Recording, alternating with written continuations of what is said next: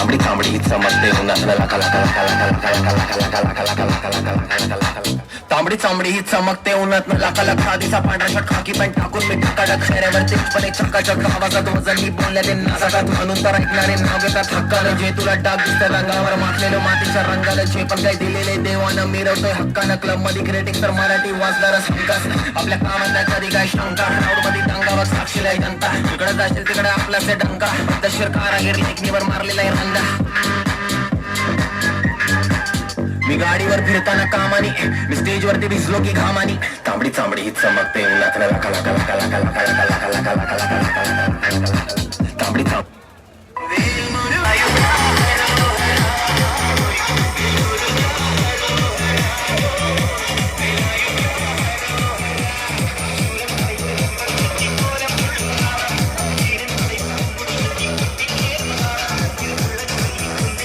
ശക്തനായ മറ്റാരുമില്ലെന്ന വേളയിൽ അന്തകന്റെ സൈന്യാധിപതിയായ വർണ്ണാസുരൻ പാർവതിയുടെ കാര്യം അറിയിക്കുന്നു.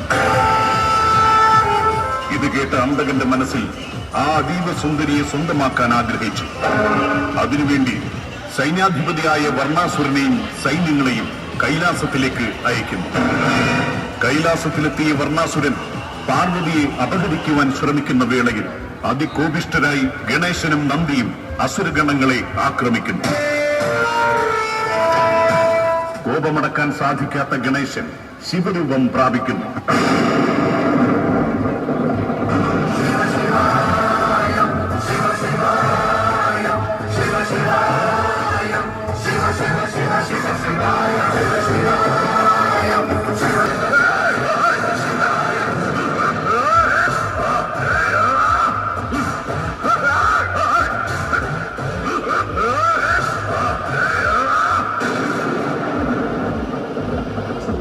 ഇതെല്ലാം ജ്ഞാനദൃഷ്ടിയിൽ കണ്ട മഹാദേവൻ അവിടെ പ്രത്യക്ഷനാവും.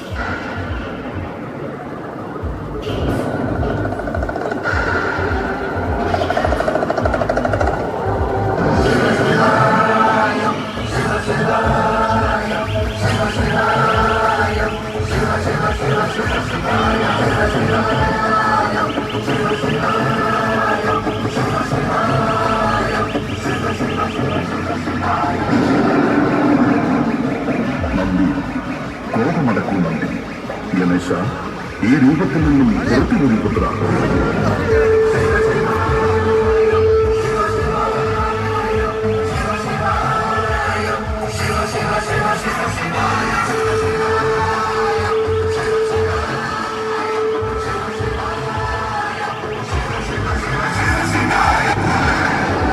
മഹാദേവ,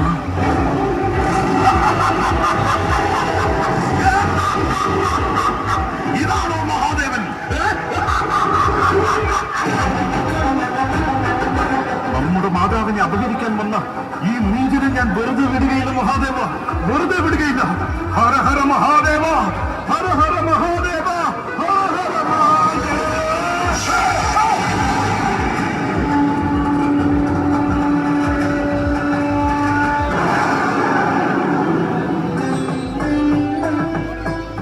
നന്ദി, നീ എന്നും എന്റെ പ്രിയപ്പെട്ടവനാണ്. നിന്നെക്കാളും വലിയൊരു ഭക്തൻ നമുക്കുണ്ടാകില്ല. നിനക്ക് നാം ഒരു വരം നൽകുകയാണ്.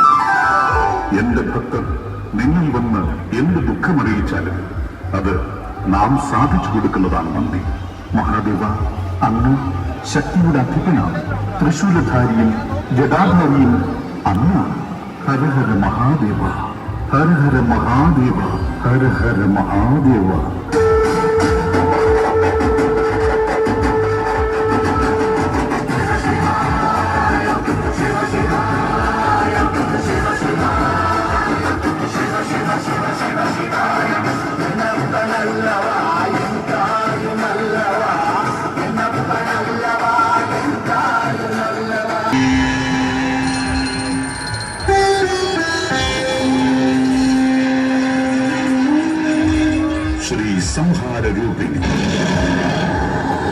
സർവമംഗളകാരിയായ ദേവി, സമ്പൂർണേശ്വരി, കാളിയും ഭദ്രയും രുദ്രയും ശിവയും ശക്തിയുമായ ഓങ്കാരപ്പൊരുൾ അമ്മ പരാശക്തി. പ്രപഞ്ചത്തിലെ സകല തിന്മകളും ഇല്ലാതാക്കുവാൻ സ്നേഹസ്വരൂപിണിയായ അമ്മ മനസ്സിന്റെ ക്രോധരൂപം ഓംകാരേശ്വരി കൗശികി. ആസുരഭാവത്താലുള്ള അഹങ്കാരത്താൽ ദേവഗണങ്ങളെയും ഭൂതഗണങ്ങളെയും നിർഗുണീകരിച്ച് പ്രപഞ്ചത്തെ ഇരുട്ടുകൊണ്ട് മറയ്ക്കുവാൻ ശ്രമിച്ച ജ്ഞാനാന്തകൻ എന്ന ആസുരതയുടെ ഹിമശൃംഗത്തെ വധിച്ച് സകല ചരാചരങ്ങൾക്കും ജ്ഞാനമാകുന്ന പ്രകാശ ജീവിതം സമ്മാനിച്ച ശ്രീ സംഹാര രൂപിണി.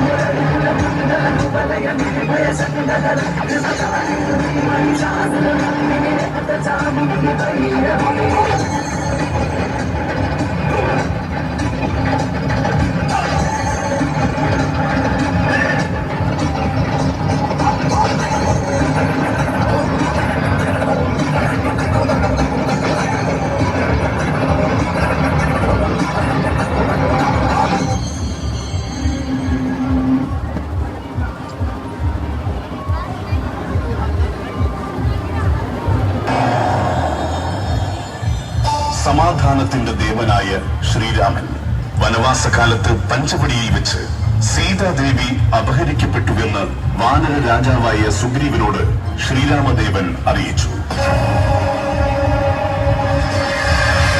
സുഗ്രീവൻ വായുപുത്രനായ ഹനുമാനോട് സഹായം ആവശ്യപ്പെട്ടു. ശ്രീരാമഭക്തനായ ഹനുമാൻ ഈ ദൗത്യം ശിരസാവഹിച്ച് സീതാന്വേഷണത്തിനായി പുറപ്പെടുകയും ഒടുവിൽ ലങ്കയിൽ എത്തിച്ചേരുകയും സീതാദേവിയെ കണ്ടെത്തി മുദ്രമോതിരം കൈമാറുകയും ചെയ്തു. ഇതറിഞ്ഞ ലങ്കാധിപതിയായ രാവണൻ അതീവ കോപിഷ്ഠനായി യുദ്ധത്തിന് പുറപ്പെടും.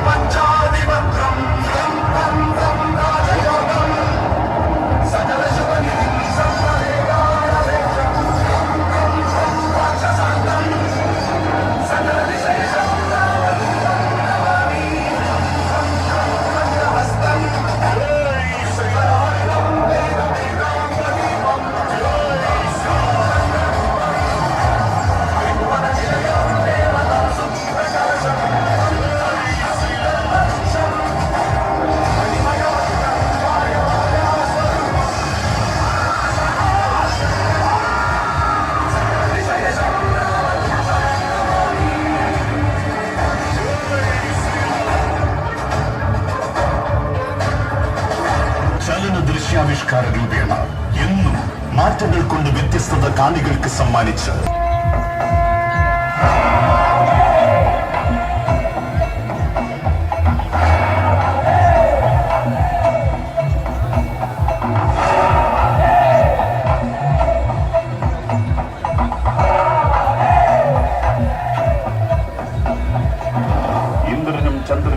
സർവ്വവ്യാപിനിയായി സമൂർത്ത ഭാവത്തിൽ ജടാസുരൻ. സപ്തസാഗര തീരങ്ങളും സ്വർഗവും നരകവും പാതാളവും ജടാസുരന് സ്വന്തമാക്കുവാൻ ബ്രഹ്മാവിനെ തപസ് ചെയ്ത് ആയുധമില്ലാതെ തന്നെ മണ്ണോട് ചേർത്ത് ഭസ്മമാക്കിയാൽ മാത്രമേ തനിക്ക് മരണം സാധ്യമാക്കാവൂ എന്ന വരബലം നേടിയ ജടാസുരൻ. അഹന്തയാൽ അന്ധത മൂടിയ ജടാസുരൻ പ്രപഞ്ച വിജയിയായി കഴിഞ്ഞപ്പോൾ അവനിൽ കൈലാസവും സ്വന്തമാക്കണമെന്ന മോഹമുദിച്ചു. ഒപ്പം സർവേശ്വരിയായ പാർവതി ദേവിയെ സ്വന്തമാക്കുവാനും ആഗ്രഹിച്ച് കൈലാസത്തിലെത്തി ഭഗവാനോട് യുദ്ധത്തിനായി പോർ വിളിച്ചു. ആയുധമെടുത്ത് പോരാടുവാൻ ജടാസുരൻ ഭഗവാനെ വെല്ലുവിളിച്ചു. കൈലാസാധിപ, ഈ നിമിഷം മുതൽ നാമാണ് കൈലാസാധിപൻ. നിന്റെ ഐശ്വര്യവും ശക്തി ശ്രേണിയുമായ പാർവതിയെ നാം നമ്മുടെ ഇഷ്ടതോഴിയായി വാഴിക്കും. അതെ, നമ്മുടെ ഇഷ്ടതോഴിയായി നാം വാഴിക്കും. വേണമെങ്കിൽ നിനക്കും ജടാസുരന്റെ അടിമയായി കഴിയാം.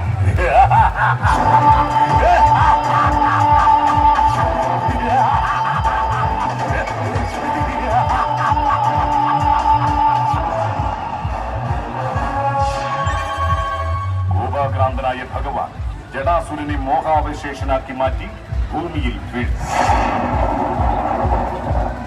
അവന്റെ അഹന്തയും ദുരാഗ്രഹവും ഭസ്മധൂളികളാക്കി ഭഗവാൻ.